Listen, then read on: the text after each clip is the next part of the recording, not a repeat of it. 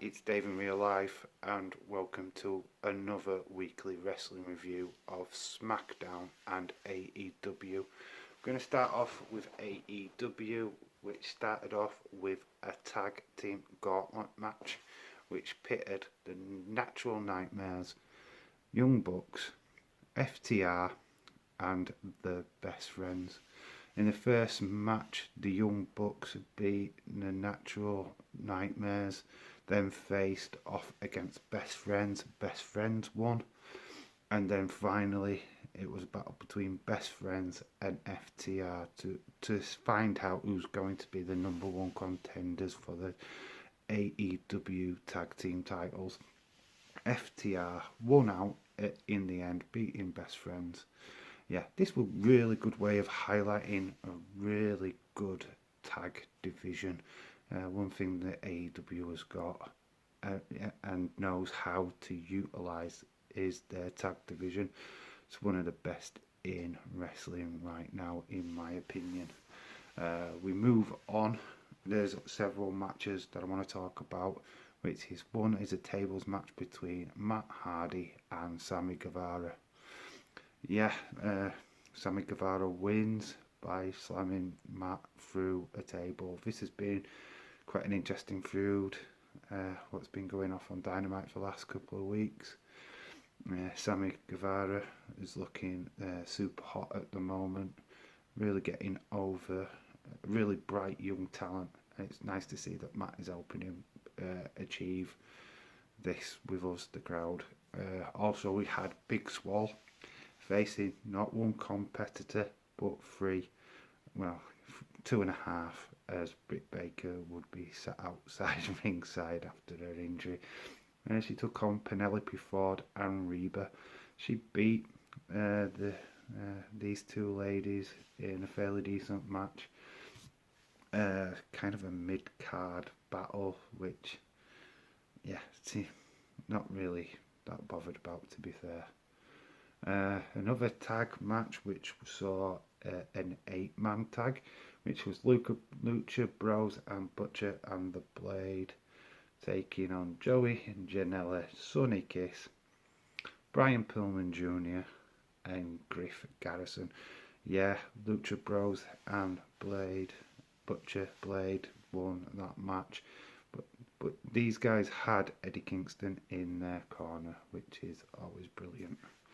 We go on to our first contract signing, which saw Moxley and MJF. Quite an interesting little segment, quite funny how Moxley pulls the wool over MJF in the end. There is a stipulation for the match at All Out, and that is that Moxley cannot use the paradigm switch. Yeah, I can't say it. You probably can tell. I'm going to leave this in. But yeah, the paradigm shift. Yeah, but Moxley has put his own clause into the contract, which would see MJF's lawyer taking on Moxley next week. If he doesn't show up, the match is not going to happen. Yeah, so look forward to next week. The actual guy who is the lawyer is a member of the Major Figure podcast. So if you watch that on YouTube, you'll recognise who the lawyer is. Right, and we go to the last segment, and one that I am most excited about, even though it's just backstage vignettes at the moment, and that is Cedar taking on Thunder Rosa, champion versus champion. This is money. This is, for me, got to be the main event of All Out. You've got to make this your big event, because this is a big event match, in my opinion. Yeah.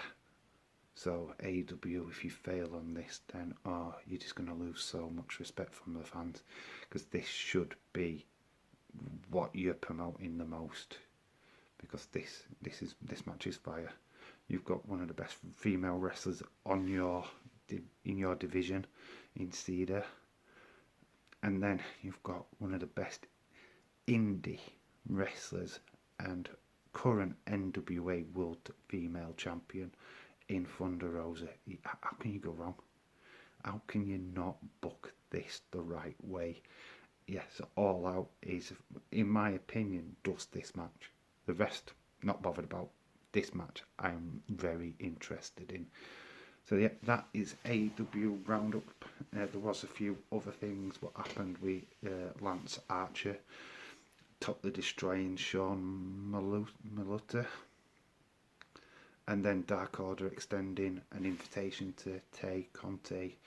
Yeah, just bits and bats, nothing of great note within that. For me, AEW, other than the Cedar Thunder Rosa segment, it's a meh show.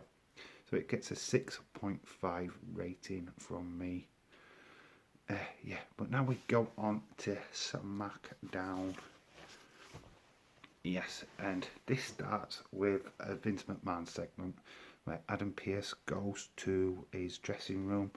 And Vince is adamant that he wants the contract signed by The Fiend, Braun Strowman, and Roman Reigns by the end of the show. So yeah, Vince is fired. He wants these signatures. We cut then to a ring to a Jeff Hardy promo, which is interrupted by AJ Styles, who wants a rematch. Feels that he was cheated out of it by Jeff by using the leg brace. This would then lead to a title match, but not with AJ Styles, but with Shinsuke Nakamura. Which Jeff successfully retains his IC title, but as he's leaving, he's met by a returning Sami Zayn. Yes, Sami Zayn is claiming that he is the real IC champion, as he never lost, so he's carrying his own belt. Yeah, this is going to be like a champion versus champion match further down the line. I'm surprised this match wasn't made for Payback. Then we go to our first segment with Adam Pearce, and he walks into the Firefly Funhouse. Bray is celebrating with his puppets on the original set, which was really good to see. So Adam Pearce walks in after ringing a bell as a postman. Yeah, and he's got the signature. Bray's like confused. You really want me to sign this, or don't you think you need the other guy? And it's like, no, it's fine, you can sign it. So yeah, Funhouse Bray signs the signature on behalf of The Fiend. We move back to the ring, and it's Matt Riddle. He's cutting a promo, which he gets attacked by Shorty G. This ends up being a match. This seems to be like a running thing throughout the show so far. But Matt Riddle beats Shorty G and then gets attacked by Corbin. King Corbin attacks him by behind, and this sets up a match at Payback, which I missed out on my earlier review, which, oh no, I didn't. I did put it in my review. Sorry, my bad. Then we go to another in-ring segment where we have Sasha and Bayley trying to convince everybody that everything is okay. Bayley's kind of mocking Sasha for losing her titles. So yeah, this is eating their upcoming rivalry no end, which I'm sure we're going to see some kind of payoff at Payback. This promo gets interrupted by Nia and Shayna Baszler. See my predictions video on how I think this match is going to go down at Payback. This is just trying to whet your appetite going into that pay-per-view, in my opinion. We're going to another segment with Strowman at the back. Adam Pearce is trying to get his signature, but then we got Drew Gulak getting involved. He hits Braun with a chair, which leads to a match, which Braun absolutely destroys Gulak, then signs the contracts. That's 2 contract signings down. There's only one more to go, and that's Roman Reigns. And we go to another match. Cesaro beating Kalisto. The other members of the Lucha House Party get taken out by Cesaro and Nakamura in the backstage, leaving Kalisto to fight these guys to fight Cesaro on his own. This is leading to the Lucha House Party split, definitely. Then we've got Alexa Bliss backstage, who's now showing signs of a dark character change. One minute she's happy-go-lucky, kind of like Funhouse Bray-ish, and then in an instant she changes and goes quite mental with Nikki Cross, and she grabs hold of a coffee cup and throws it to the floor. This is a very interesting segment, and we are seeing a different Alexa Bliss going forward. I cannot wait to see that transformation in the coming weeks. Maybe we see her at Payback in some form. All speculation at the moment. Then we have what is the main event of the show, which is a 6-man tag. Big E with Heavy Machinery taking on Miz, Morrison and Sheamus. Big E and Heavy Machinery win this match. It was a bit of a note match, not really anything at stake at all in this. Not know why it was the main event, but it is what it is.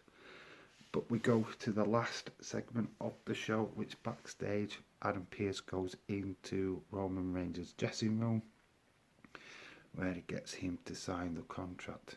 But as the camera pans to the side, we see who Roman Reigns is sitting next to, and yes, it is Paul Heyman.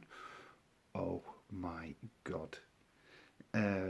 This was rumoured a couple of years ago when Paul Heyman offered his hand to Roman Reigns, and Reigns at that point rejected it.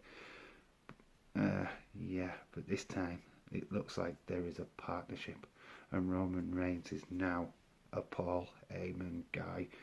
Whoa, what is this going to mean for that main event at Payback? How are we getting a new Universal Champion? Oh, yeah. It's funny that we've just got a new champion in The Fiend. Now we could be crowning another one at Payback. Not quite sure I like these quick transitions, but I don't know what the plan is, but it's really interesting in him being a Paul Heyman guy going forward, that's for sure. So that is my review for SmackDown this week. Not as good as previous weeks. There were no retribution this week, which I don't know if it was a good thing or a bad thing. I think the main storylines out of this show was Alexa Bliss showing a dark character and Roman Reigns being a Paul Heyman guy. I'm going to rate this an 8 this week. I think I'm around about the 8 mark. Entertaining show, but not the best.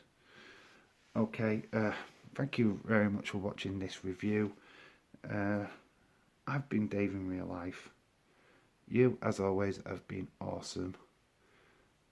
And till the next time, keep it real.